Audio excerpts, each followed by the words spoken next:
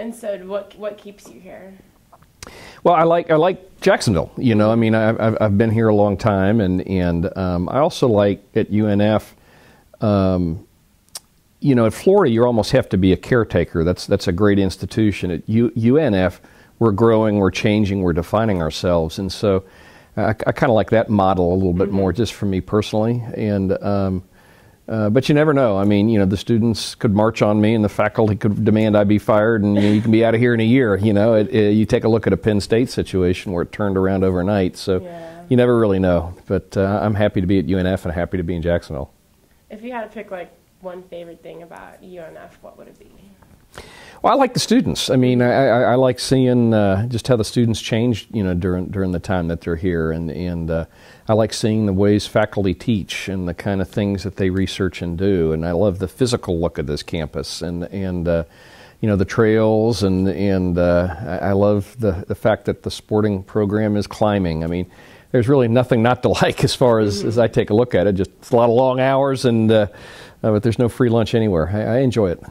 And what would your favorite thing about UF be, if you had? Well, you know, I grew up there. You know, I was in Gainesville for 7 years between undergrad and law school, and my wife and I were married down there. And you know, when the fall weather cools off and the football team is cranking, and it's just a lot of fun. It's a great place to watch a football game, and you know, the old buildings are just gorgeous, and they've got old established oak trees, and there's a charm to it. There's no question of that. But Jacksonville's more my size. I live out at the beach. I love the beach. You know, I love the Jaguars. I love our sporting program's about to make a big turn, I think, next year, and it's just an exciting place to live. My family's all here, so there's a lot of reasons to stay here. Are you a season ticket for the Jaguars? Yes, for the Jaguars, also for the Gators. Although I haven't been in a couple of years, my kids often go down there to the football games. Oh yeah, that's fun for them too. Yeah, that's right. Yeah.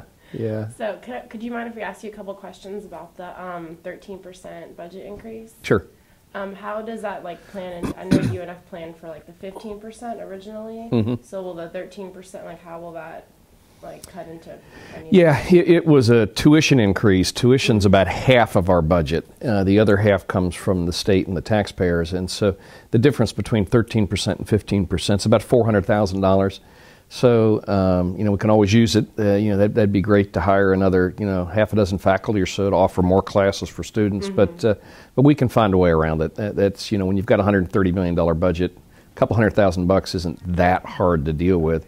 The problem has been there's been so many years of budget cuts, we're not offering as many classes as we'd like.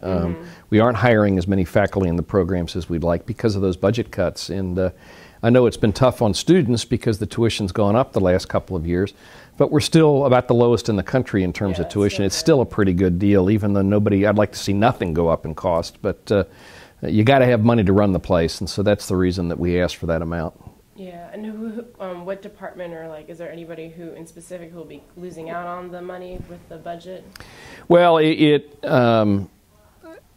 probably what we've got is we've got a little bit of kind of money in the savings account that that we'll probably trim down, and then we just we're slow to hire when somebody leaves or retires, so you kind of use the time that they're off of the payroll to build that money back up. But it's the next year is where it's really could end up being a problem because all that stuff compounds. So we'll just see. But you know, we've tried to make the budget scenario to have the least impact on students that it possibly can, and we've reduced summer classes. That's where I think students have felt it the most. And but anyway, hopefully we're about to turn around on this economy right now and make life a little bit better.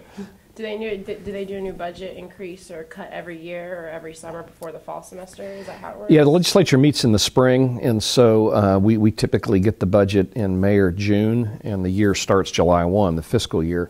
And we've really had 5 years of cuts. We're a little bit of an uptick 3 years ago, but it wasn't much to speak of. And we actually rolled enrollment back by 1,000 students in the fall of 2008. And that year they gave us a budget, and then 4 days later they asked for some money back, And they did it twice more, where they said, we need money back. So they cut the budget during the course of the year, and that's really not a lot of fun. Yeah. Because you don't have the year to plan for it. And we're hoping that the legislature can maybe look to a 2 or 3 year budget, so you kind of have a feel for, can you hire a faculty member? Can you hire somebody to teach a set of classes? Will you have the money next year to pay for that faculty member? But again, it seems like we're about to get out of it in the next year or two. Yeah. Who exactly is involved in the budget process? Well, the governor makes a proposal in January. The legislature deals with it in March and April, typically. Sometimes they spill into May. And then the overall dollar amount goes to the local board of trustees. In this case, the legislature presumed a 15% tuition increase. They cut the university's $400 million. They said, but you can get $100 million back in tuition increase if you increase tuition by that amount.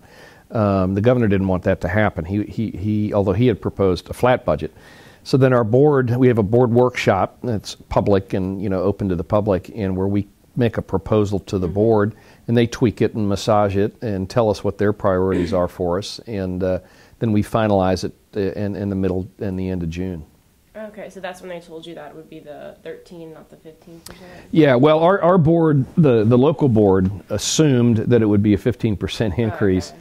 The Board of Governors has to pass that, and so the end of June is when they finally made their vote. They voted 13, and some schools got 9, some got 12, 2 got 15. It just was kind of a crapshoot, really. Mm-hmm. Yeah. So when will the Board of Trustees at UNF meet to officially approve the... They met. They met right after that, yeah. Okay. Okay, well, I think that's about it. Okay. Okay.